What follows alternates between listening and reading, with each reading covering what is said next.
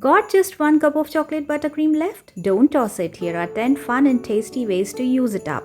Number 1. Sandwich cookies. Start simple, spread buttercream between graham crackers or cookies. Instant sandwich cookies are ready. No baking, all joy. Number 2. Truffles. Chill the frosting, roll it into truffles, coat in whatever you love. They look fancy. No one needs to know how easy it was. Number 3. Cupcake topping. Only frosted a few cupcakes? Your extra buttercream is waiting. Pipe it on, swirl it up and serve it like a pro.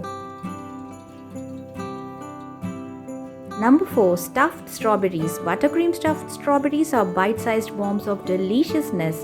Bonus points if you dip them in chocolate. Number 5. Dessert dip. Buttercream makes a killer dessert dip. Add some fruit or pretzels and you've got a party platter with zero prep.